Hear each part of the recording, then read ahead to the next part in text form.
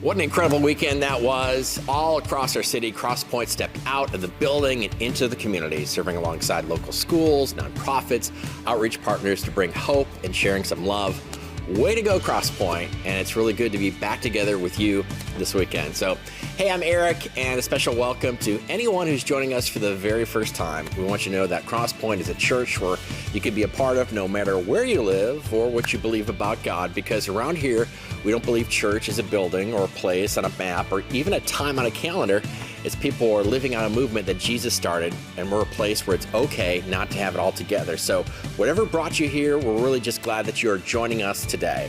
Now, if you're newer to Crosspoint or watching us for the very first time, we'd love to get to know you and help you get connected and involved in the right ways around here. So to do that, scan this QR code and let us know who you are and a little bit about yourself. And if it's your first time with us or your first time filling out this card, we'll send you a gift card for a free coffee in the mail this week just to say thank you for joining us. Now, while you're doing that, a couple things you might be interested in. New or newish to Crosspoint, we want to invite you to our welcome party on Sunday, March 29th, 12:30 p.m. It's a relaxed opportunity to meet our staff, connect with others who are new, learn more about Crosspoint, discover how you can take your next steps here. And if you've been joining us online, this would be a great opportunity to come by, meet some people, connect with our team in person. You can text Welcome Party to 317-834-7373 to RSVP, or let us know on that connection card. March Madness? It's so mad and it's so maddened. It's almost here. And we're turning the Crosspoint Commons into the ultimate watch party. Join us Thursday. We're keeping this in here. Join us Thursday, March 19th for our March Madness viewing party, sponsored by the Commons at Crosspoint.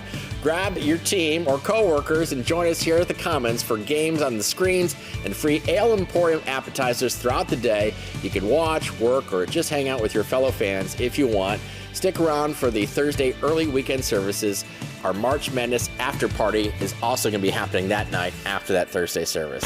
Now, one of the biggest things that happens around here all year is Easter at Crosspoint. Is just 3 weeks away, and there are lots of ways to connect. If you want to sleep in on Easter, go for it and join us for the Thursday early weekend service on April 2nd.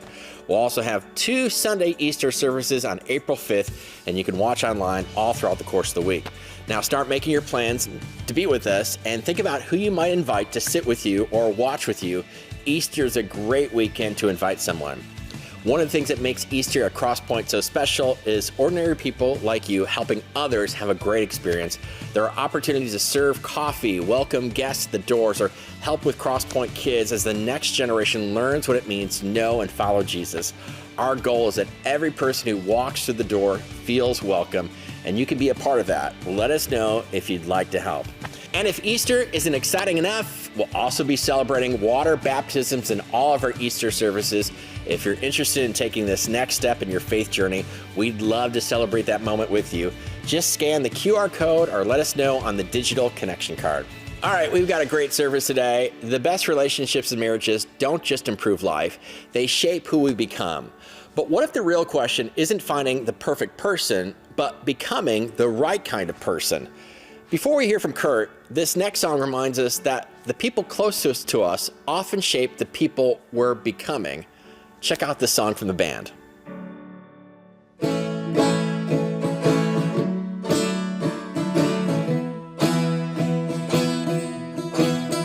On the dark side of the earth, where the creatures are out, I'm a man on the moon.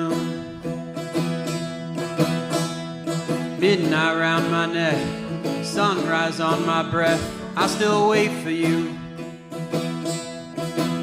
Will you lay down all the things you've done? Don't turn that face around, you can't come undone. Well, hey, did you call, did you fall, do you need someone, do you need someone? And hey, I'm a mess myself, but I think I could be someone. If you need someone, when I was alone I was fine. I could deny a lie, I could just push back and make believe that it was alright. But hey, did you call, did you fall, do you need someone? I could be someone for you.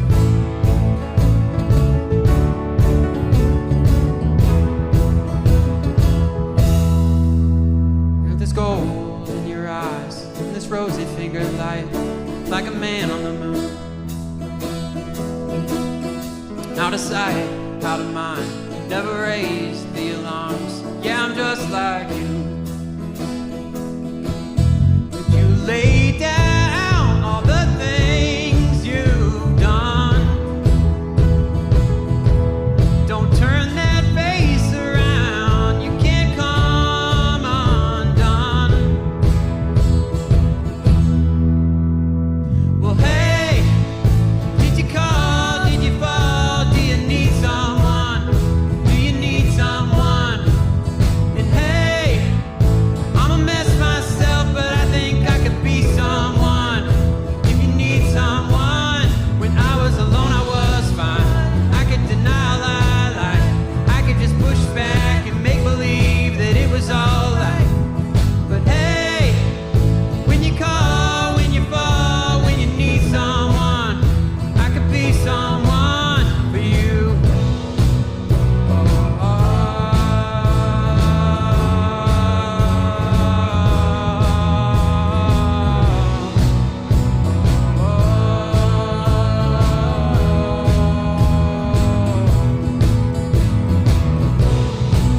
Tell the lie, see the light, burn a bridge, it'll be alright. Things don't have to fall apart. And wait, did you call, did you fall, do you need someone, do you need someone? And hey, I'm a mess myself, but I think I could be someone. If you need someone, when I was alone I was fine. I could deny a lie, I could just push back and make believe that it was alright. But hey, when you call, when you fall, when you need someone, I can be someone for you. Oh man, some new songs from Mumford right there. Yeah, that's so good. And we're going to be talking about that. You know, there's a lot of times when we fall and you want to know that the people that are closest to you are going to be right there around you. So, hey, welcome to Crosspoint. Really excited to be with you this weekend and good to see you. My name's Curt, and it's good to be back. Last weekend we were off for churches left the building, and I missed you guys. It was kind of a weird week, but so much good work and good that was brought out into the community. That was so cool to see. And so really good to be back. And if you're here for the first time this weekend, we are super excited to have you here with us. And let's make some noise for our online crowd this weekend. We got a whole bunch of people joining us through the online spaces, and whether you're tuning in from your dorm room, maybe you're on spring break this weekend, or I don't know, your living room, maybe you're still in bed. We just are really excited you've chosen to join us. Now, we are in week 4 of this series called Navigating Us, and we've been looking at some of the key relationships in our life, and we're going to continue to look at those, specifically the bonding relationships, the ones that, the people that are with us and for us, and the ones that we want to go deeper. And so this weekend, in a moment, we're going to take a look at the marriage relationship. Next weekend, we're going to look at the next generation, and so that's going to include parenting and raising up the next generation. Now, for some of you, if you're single, you just heard me say that, oh gosh, this is not for me this weekend, I think I'm going to check out. Don't do that. because what we're going to say this weekend about marriage really applies to all of our significant relationships. And honestly, if you're a student, if you're single, if you're divorced, single again, wherever you are, I mean, there's so much here as we think about what this means for all of our relationships in life, and even for our married relationships. And so we live in a culture that's really twisted when it comes to love. And honestly, I think we really have kind of twisted what marriage is. And the problem is for a lot of us, like we grew up with it. And so it's kind of always been this way. So like we don't even think about it or realize there's perhaps something different that God has in store. And so I really hope to maybe help us open up our understanding to God's design. And I hope we might be open to that this weekend. And that many of us actually might make, a significant upgrade. And when I say upgrade, you're like, well, I know what that is. I like upgrades, right? We all like upgrades. In fact, my wife and I were traveling a couple months ago, and on our way back to Indianapolis, we went, we're getting ready to board our flight, and they said, hey, Mr. Walters, you've got an upgrade. And I'm like, oh, I like upgrades. And they said, it's only $125. And so I didn't like that. I thought it was like a free upgrade. But immediately I started doing the math. I'm like, well, that could be kind of cool. I mean, I'm tired, and maybe, I was picturing this right here. I was picturing like a pod, They're like, no, that's not what we're talking about. It's more like this one right here. Like just a little extra room, $125. And all of a sudden I was like, I'm going to pass on that. I wasn't interested in paying for that upgrade right there. But the upgrade that we're going to talk about this weekend is one that's free. And I just think in our culture, we've really kind of downgraded this experience. And so I want to give us a picture of this. And so when I talk about upgrade, when it comes to marriage, you might be thinking, oh man, that means I'm going to get happier. I'm going to learn how to have like a happy life and a happy marriage, which, that could happen, but that's really not what we're going to talk about. We're going to talk about something actually much more profound than that. Now, before we kind of dig into that, there's another important thing that I just want to acknowledge right off the bat. And that's that, marriage is not for everyone. And this is so important because it's kind of like become an American way. And honestly, there's kind of like this whole weird Christian subculture. I don't really like how this subculture drives this, but it's this idea that like if you're a Christian, you're gonna get married, you're gonna have kids, you're gonna raise a family. And if you're not doing that, like if you don't fit that, like you're not complete. All right, so I just want you to know that's not a biblical idea at all. Like we don't find that anywhere in Scripture. And so now marriage is wonderful, all right, but so is singleness. And the Apostle Paul, in fact, he's a guy that wrote more than half of the New Testament in the Bible. This is a guy we refer to all the time. He was single his whole life, and yet he had a complete life. In fact, I want to read to you something he said in a letter to the Corinthians. He said, I wish everyone were single just as I am. Yeah, each person has a special gift from God of one kind or another. So he's pretty much like, hey, marriage is meant to be a gift, but singleness is also meant to be a gift. He goes, so I say to those who aren't, married, and to the widows, it's better. Think about this. He says, it's better to stay unmarried just as I am. Now, there's a lot going on in the world in the first century right there. And he's like writing this to the Corinthian church, and they're going through a difficult time. And part of why he's saying this, I think he's kind of like, hey, in light of everything going on, I don't know that this is a time to like change your status, all right? But some of the things he's saying right here are actually still, relevant to singleness like any time. Meaning, like, you're going to be able to be more focused. You're going to have less worries. You're going to be able to focus more on God and His kingdom, what it means to be a part of that. And so there's advantages to marriage. There's advantages, to no marriage. You don't have to be married to be complete. And that's kind of the point of what I just wanted to lift out here.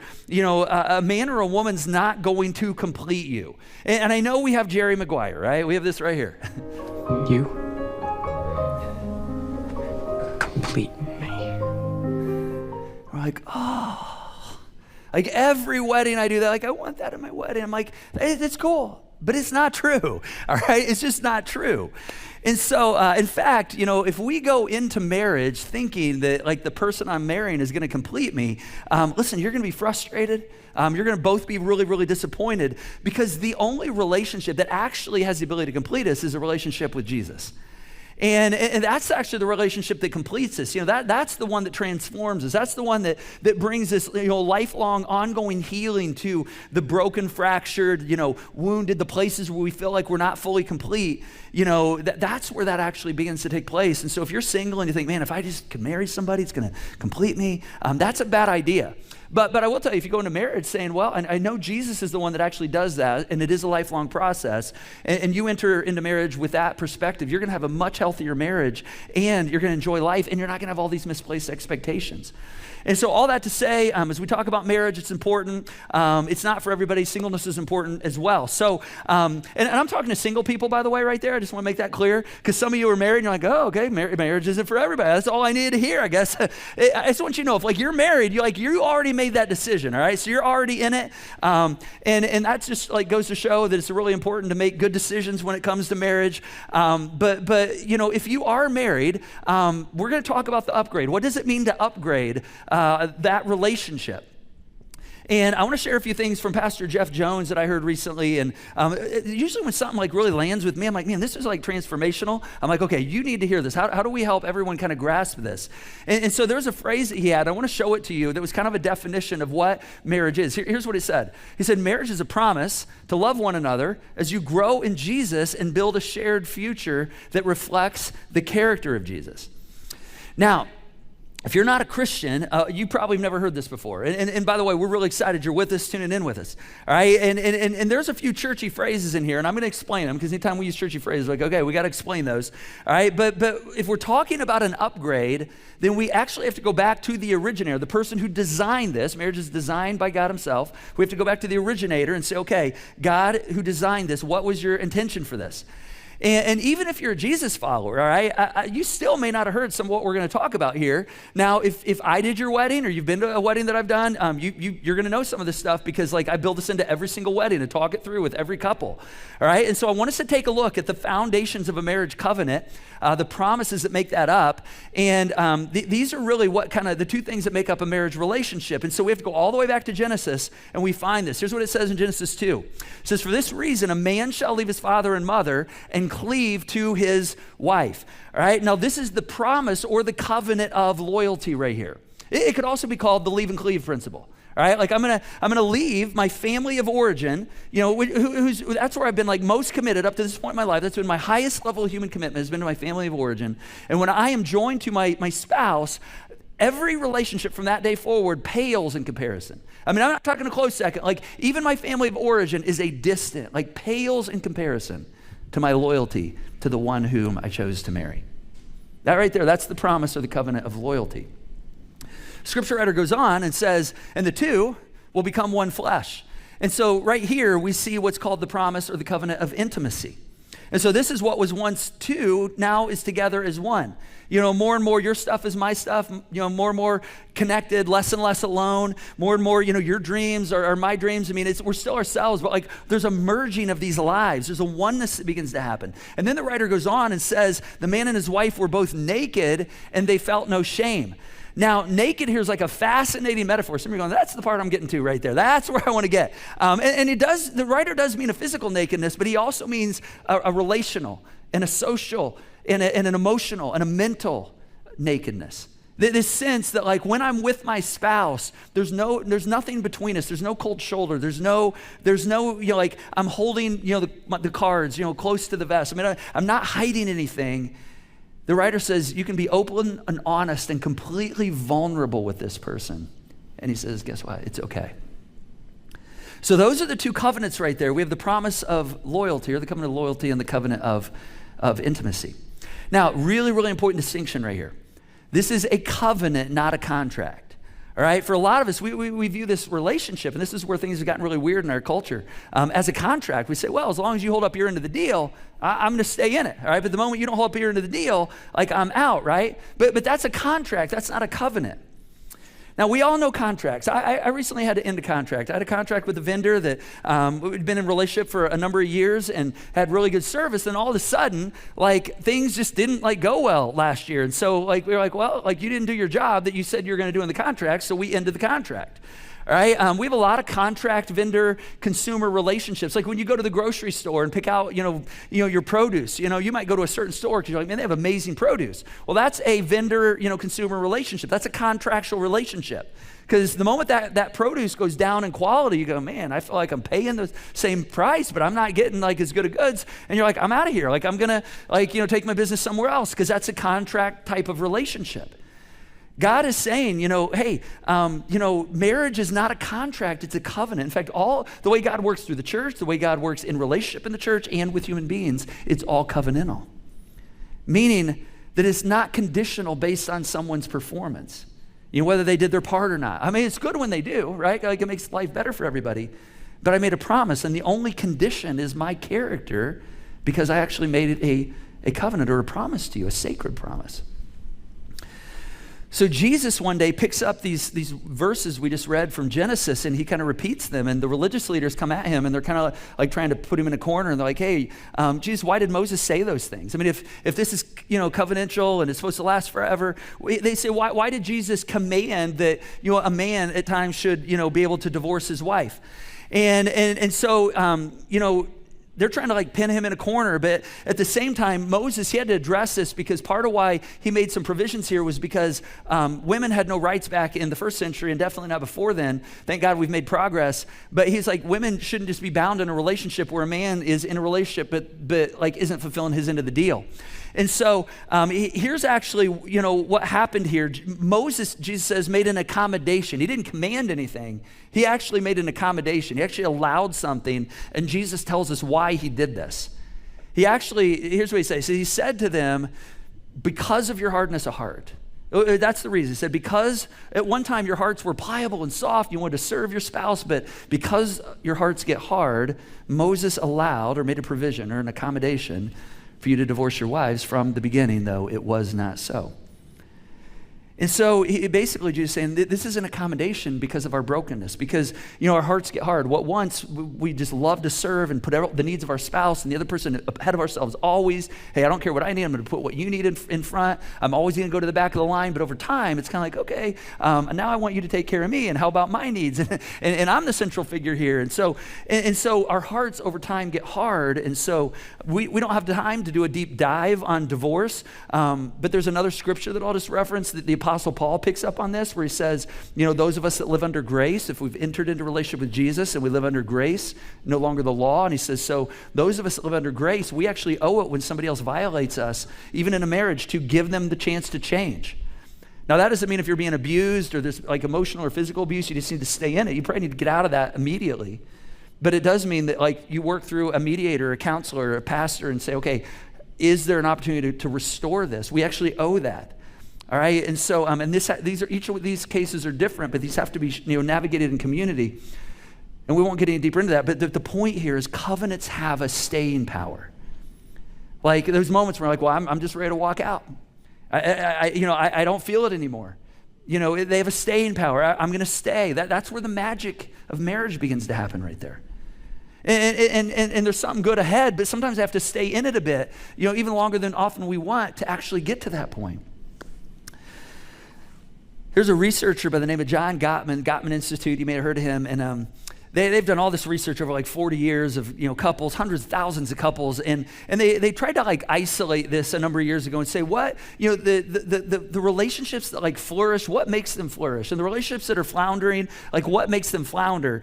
And basically they came up with like 6 or 7 things that kind of rose to the top. But one of the things they found, that the top one, they said the best marriage is actually at the very top, have this right here. They have a staying power. There's a covenantal staying power. It's a willingness to stay in it, and even when it feels like, man, I'm not sure I want to stay in this. And I don't know why this whole idea, we think like separate entities coming together to become one would just be easy. Oh, it's just gonna be fun. It's hard work. Like 2 people, 2 different ideas, personalities, levels of independence coming together. It's hard work. And so, and sometimes we need to look at this humorously, which I think might be good for us right now, because this can get a little heavy. So Nate Bargatze, he shares some light on like marriage and some of its humorous moments and how we really struggle with this. And so you might be able to relate to this right here. Take a look. She always tells me I don't listen. She's like, you don't listen. You never listen. I've heard that every time, but it's the other stuff. And I don't think I listen to everything, but I also don't think she says everything she thinks she says. There's just no way. 17 years of marriage, you're batting 1,000, I'm over. I've never heard anything. Right? Like we can relate to that, right? Like, okay, it's hard coming together. But staying power is actually the thing that when you go through the discomforts and when you go through the conflict and the challenges, the thing that keeps us together. Now, marriage, it's not just that promise, all right, to stay together. I mean, that's the first part. Then the next part of this covenant, of this definition, is to love one another, all right, to love one another. All right, it's not just the promise to be with you, but it's saying, hey, like you're going to be my first allegiance. I'm going to put you above everything else, including myself. Now, in our culture, we often feel love as more of a feeling than a commitment, right? Like it's kind of like, well, I fell in love with her, and if I fell in love, I can fall out of love, right? And we say things like, well, I'm not compatible, which is a really fascinating thing because like we were compatible, but we're not anymore. A few years ago, this might be mind-blowing to some of us. A few years ago, I actually discovered what compatibility actually means because we think it's like, oh, we get along really well and we never have a problem. Compatible actually is a fascinating word because if you break it down, you take the prefix com, that means with, and if you take the root word, which is patable or pathos in Latin, that actually means to suffer. All right, and you put those together, you know what that means? Compatibility actually is to suffer with. Some of you go, well, that's what I'm doing right now. All right, that's kind of what we're doing. Well, you actually may be doing it right. All right, because it means it's not always going to be rosy. All right, the staying power actually suffers with one another through those difficult moments.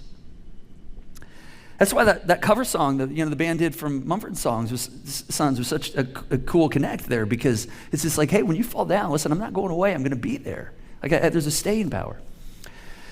The very first church I served in when I was first in like student ministry, Julie, my wife and I were really young, right out of college, and newly married.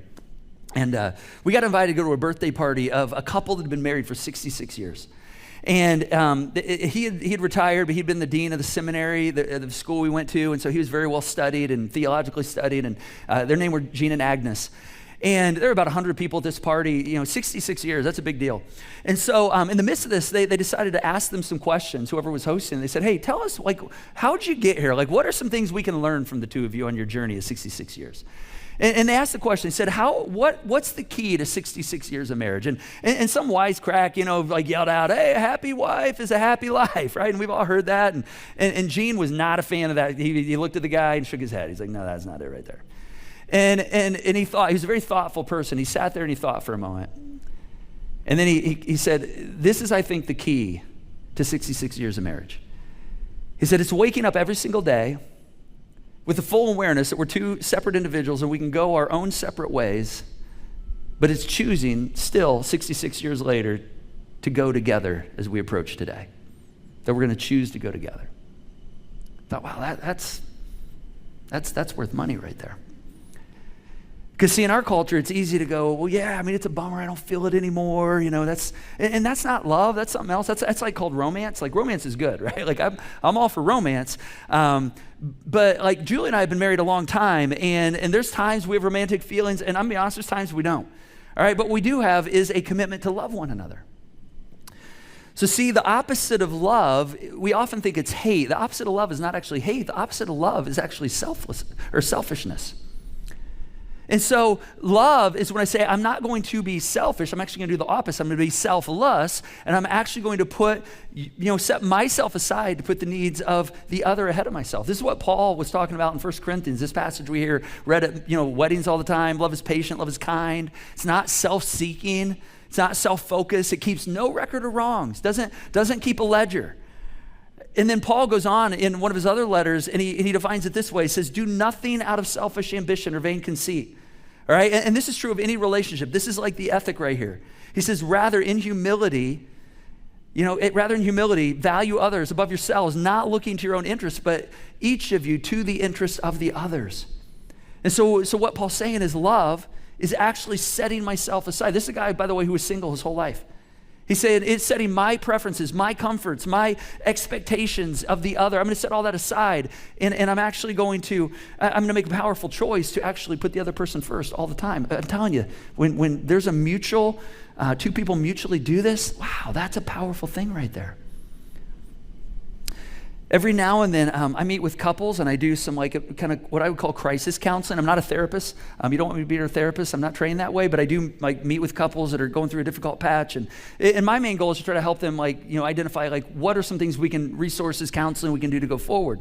And one of the reasons that I'm not like a good therapist counselor, one, I'm not trained in that, but like my face has a hard time not showing what my mind is thinking. I don't know if you have this problem. And sometimes my mouth says it. And so I remember one time I was talking to husband and wife, and he came in and he was just like reading like all the things he does, and she does. I mean, she does like 2%, but I mean I pretty much carry 98% of it. And then she turned around and she started like talking about how, well, I mean, here's all the stuff I do, and he doesn't do anything. And I just kind of blurted out, I'm like, you guys are horrible.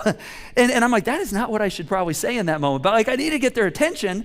And they kind of both looked up. It's like watching CNN and Fox News right next to each other. I'm like, you're talking about the same moment, but you have such different perspectives, and I think you're both wrong. I think the truth is actually somewhere in the middle, right? They were just like, and it reminded me though that like when we come into those moments where there's tension, we all keep a scorecard.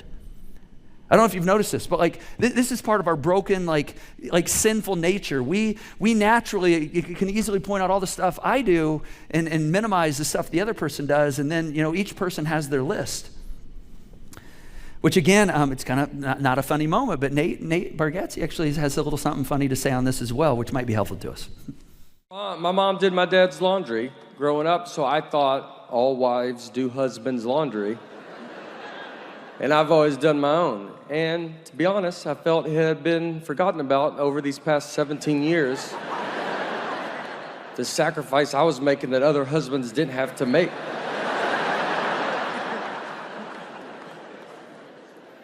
One day, I was like driving home, and it popped in my head, and I was like, all right, I'll bring that up.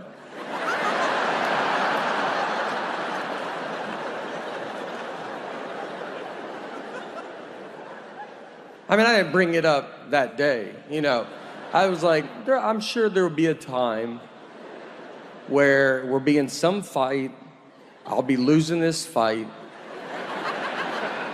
and then I just come, I'm like, I do my own laundry.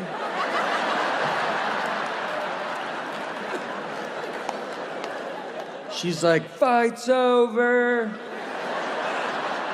You win, I forgot how good I got it. Yeah, we know that never happens, right? That never works that way. You know what love actually says? Love actually calls us to flip the scorecard. Hey, you can do whatever you want to do, all right? Like it doesn't matter because I'm going to try to outlove you. All right, I'm going to pile up love on my part of the scorecard. I'm going to always try to race to the back of the line. All right, I'm not going to be first. And I'm telling you, when both people in a relationship do this, man, it's great. That's what love is. It's putting the other first. I think that's one of the reasons Jesus, talked about how important love is you're actually going to be able to tell the people that are following me by the way they love one another. And it's not easy. It's not easy to get there because it requires us to change. It requires transformation to get there, to become more and more reflective of who Jesus is and love more and more the way that he loves. Which is why this is kind of a third part of this upgrade. The next part of this is, for us to grow in Jesus, which is actually transformation. All right, because see, marriage isn't just about like, hey, how can I be more and more happy? All right, in fact, it's really not about that at all. It's actually about like, how can I become more and more like Jesus? In fact, all of our relationships are actually grounds for this. All right, this is how God shows up and actually grows us. But the unique thing about marriage is that, it's a unique one because it's kind of permanent and there's an intimacy. And so it creates this like great, like strong ground for transformation to actually happen. And there's actually a number of ways this can happen. For one, I don't know if you ever thought of it this way, but I want you to think of marriage being a mirror, and it helps you see the real you. Now, let's talk about mirrors for a moment. I don't go to gyms. I don't work out in a gym. I work out at home and outside. But I've been going to a gym recently because I've been going to like a physical therapist, and he has a gym, and I forgot how many mirrors are in there. Some of you go to like Lifetime and all these gyms, and you love the mirrors, right? You're like, get down, you're like want to see the bulges, come out, like, and you have a hard time getting your eyes off yourself in the mirrors, like you're just always looking, always like to be in the mirror.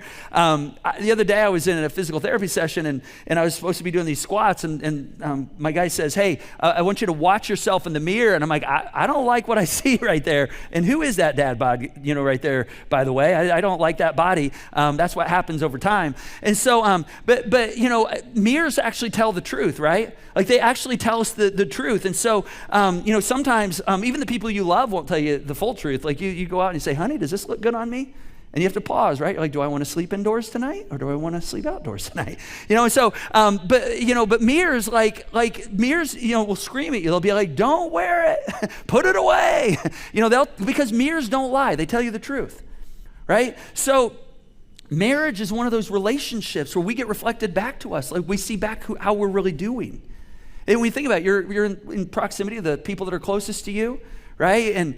And you get to gauge your spiritual maturity right there. We get to gauge our Christ likeness, right? A good place it's not a good place to gauge when you sit in the seats in church or, go to your small group. Like that's not a good setting, right? It's easy to kind of put on a show there. But like when you go home, are we kind? Are we patient? Like, are we self-serving or are we others-serving? Are we keeping records wrong? Are we keeping a scorecard?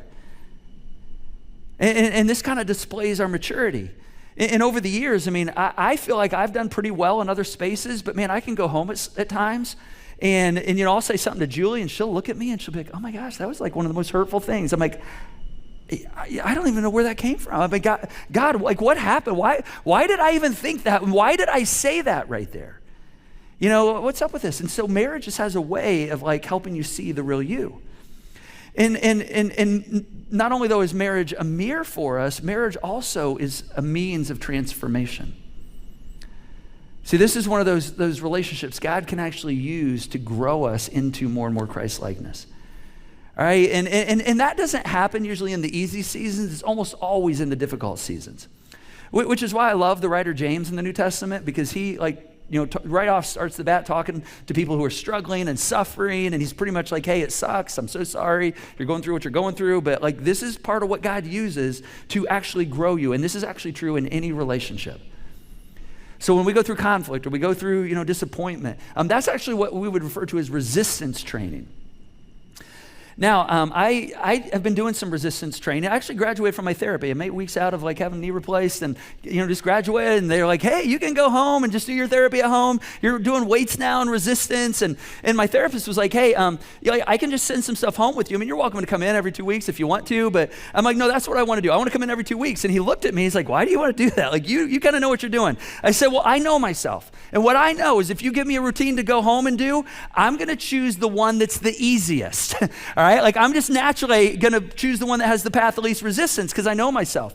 And like some of these things I do, it's like a single leg squat on the knee that I just had repaired, and I'm supposed to like do it like 20 times. I know I only do it 5 times, but it's hard. But like, and I start sweating immediately. But I'm like, if I know I'm gonna come see you like in a couple weeks, you're gonna know I haven't been doing this, and I'm talking in front of a whole bunch of people about this as well. So like, I'm naturally gonna want to do it, right? So I need somebody in my life that's going to help me embrace the resistance.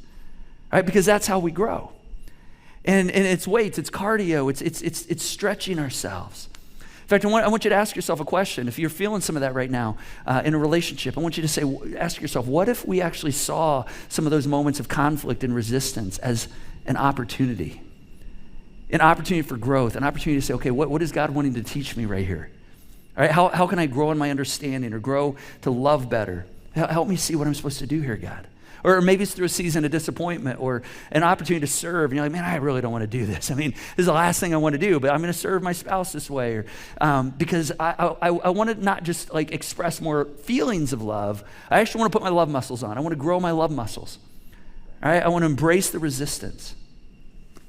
And I know for some of us right now, like that, life's hard. Like relationships are hard. In fact, you may even have a marriage that's hard, like period. Like it's just hard. And I hope it gets better. I really do. I hope it gets better. But I also want you to see that it's an opportunity. Or maybe you're just in a season where like you're in a rough, hard patch right now. Maybe it's saying, okay, I'm going to embrace this resistance because this is an opportunity to embrace transformation. Because see, again, God's goal isn't for us to be happy. It's great when that happens, but it's deeper than that. He has a purpose deeper than that. So back to our definition, marriage is a promise. It's a covenant to love one another, which is the love part. And as you grow in Jesus, the transformation part. And then here's the fourth part right here, that we build a shared future that reflects the character of Jesus, emulates who Jesus is. That's purpose right there. All right, and purpose is something that's bigger than ourselves. I mean, I think we'd all agree, regardless of where we are in our faith journey, that when I have purpose in my life, it's usually because I'm a part of something bigger than myself.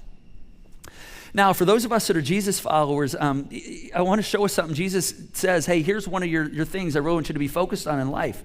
He says this, he says, I want you to seek first my kingdom and righteousness. And he says, all these other things are going to be given to you as well. Now, let's be honest. You and I are really good at chasing all the other things, right? We like to chase all the things that give us security and wealth and a sense of happiness. And the problem is we go chasing those things, but most of those things aren't attainable, right? And so Jesus is saying, hey, let me worry about those things. All right, if you just focus on knowing me, and if you focus on connecting with me and loving others, you just do that, trust God. God's going to fill all the other stuff in around you. And so one of the ways that we are purposeful and grow closer to each other is actually by growing closer to God. Now, Julie and I, we've been married a long time. We're gonna be married 30 years this summer. I mean, that's crazy to me, right? I'm like, yeah, thank you. I'm like, how can I look 35 and be married 30 years? Now, I know I don't probably look 35, but that's what I feel like I look like, right? And so I just feel like it's been such a long time. But when we first, I don't know if we learned this, we saw something right when we either got married or doing our premarital counseling. I don't know if it was with our therapist or not, but we saw this image right here.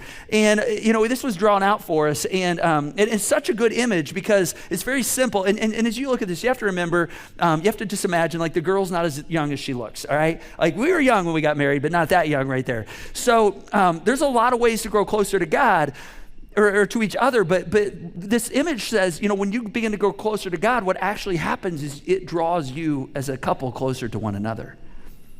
And that's really important, especially for Julie and I, because we are pretty independent people.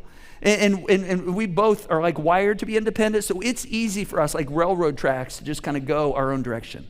It's easy for us to, we could go miles and really never fully come together. And fortunately, because we're following Jesus and trying to emulate him, it's a good reminder, hey, we're actually here to serve one another, and we're trying to outlove one another. And I'm so thankful she's been with me through some of my less than stellar moments, and vice versa. I mean, I've been through some of those with her. But see, this is part of the bigger purpose that draws us together. So I want us to kind of put all this together as we kind of think about, okay, what are we going to do as we think about these relationships in our lives? All right, because it's quite an upgrade. I know it might be a different upgrade than you came in thinking about this weekend, but if marriage is a promise and it's to love one another and you grow as you grow in Jesus and you build a shared future that reflects the character of Jesus, I just want you to think about, if you're single, I want you to think about a significant relationship right now. And if you're married, I want you to think about your spouse. And I want you to just ask yourself, which one of these four right here really stands out to you right now? Meaning, even starting this week, and again, this is where, if we can learn all this and hear this, and if we don't go out and do something about it, we're not going to grow at all. We're actually going to, feel really frustrated. But what is the thing? Perhaps God's nudging me to grow on this week. Maybe it's the first one. It's the promise part, and it's just resolving. Man, it's hard, and I'm not sure I want to stay in it. I don't feel like I want to stay in it, but I'm going to stay in it. It's resolving that for yourself, and just saying, hey, I'm going to stay in this thing. We're going to continue to work through this. Or maybe it's the love others part. And I'm man, God, help me not be selfish, because I'm just so selfish. Help me to actually love my spouse regardless of what they do or don't do. All right, help me to focus on that. Or maybe it's the transformation part. It's to embrace the resistance. Maybe you're in a patch that's just really rough right now, and you need to choose to say, okay, this is an opportunity to embrace the conflict. And maybe it's just asking God, what do you want to grow in me? What are you trying to change in me right here? And invite him into that. Or maybe it's the purpose part. Maybe it's taking steps to grow in your faith, because when we make God the center and we begin to go after God, God says, hey, go after me, and I'll fill all the gaps in. Maybe it's that having a higher calling, a higher purpose part. So every single one of us, single, married, previously married, we have an opportunity to say, okay, God, what are you wanting me to take away from this right here? What are you surfacing for me right now? So I just want you to ask yourself that. Some of our next steps this weekend are directly tied to that. I want you to just consider, okay, what am I going to go do? What am I going to put into practice this week? There's some on the back of your card, digital online card, if those are helpful. And then we're going to invite God into that. Now, before we do that, I just want to lift out real quick this whole covenant relationship thing between a husband and wife, this actually mirrors the way God talks about how he relates to us. In fact, the Apostle Paul, he actually talks about in Ephesians how this is reflective of God's relationship with us, meaning when we begin a relationship with God through Jesus, I mean, it's almost like when Jesus comes to us and say, hey, I've given you an invitation. I want to know if you'll walk with me, if you'll journey with me, if you'll follow me. When we receive that invitation and we say yes, it's like game over. I mean, it's like he's not leaving. It's covenantal. It doesn't matter what you do. I mean, it's not based on your performance. Everything that he brings, he offers, and all his goodness comes to us. Which is why this is good news. That's why the gospel is good news, which I just want to, pause and give us an opportunity, because some of us, that might be one of the first steps we need to make, as we think about what God's doing in our hearts right now, what's surfacing. In fact, I want to invite you to pray with us. Just pray with me. Let's just close our eyes. And as we do that, I just want to encourage you, if you're somebody who's never began that relationship, and maybe God's just nudging you and giving you that invitation, and Jesus is saying, hey, it's always the same. Hey, let's do this. Let's walk together. Let's journey together. And you've never received that. Maybe today's the day where you say, okay, Jesus, I'm going to do that. I'm going to say yes. I'm going to begin to follow you. I'm going to begin to receive your goodness and grace. And I just want you to know that if you're receiving and making that decision right now, that starts right now. It never stops. It'll never stop. And I know there's going to be some growth and change, and God, I'm going to ask that you just bring that about in us. But God, thank you for that first step, always just being saying yes, and then you being committed to us from here on out. And as we think about our key relationships, or perhaps our marriage, what is it God wants you to take away this weekend?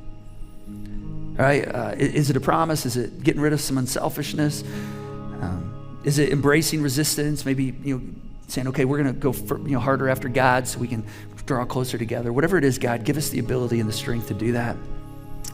Lord, thank you so much for caring about this part of our lives and inviting us and loving us in the same way and helping us experience it.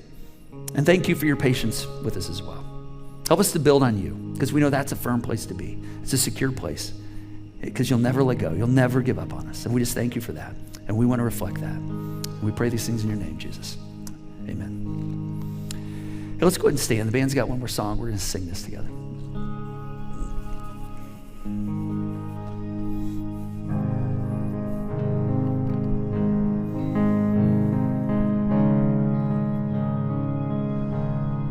Christ is my firm foundation,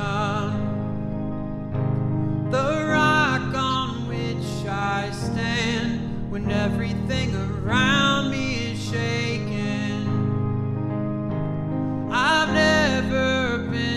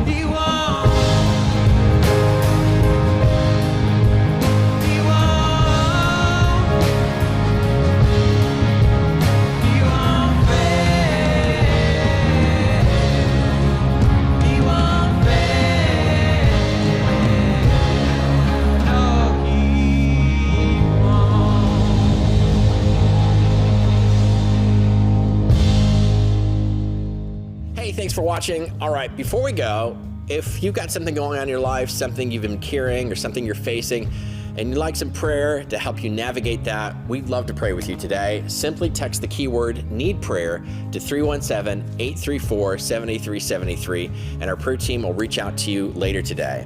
And for those of you who are givers, we want to say thank you. Thank you for fueling the real change and the real stories God continues to write into the lives of real people. None of this happens without your generosity through the Joy Box. And if you're not a giver and you'd like to become one, you can donate at this QR code or through the Give button, and know that your gifts fuel all the goodness that comes out of this place, including this online broadcast. So thank you. That's it. Thanks for joining us today, and we'll see you next time for the final installment of Navigating Us. Christ is my first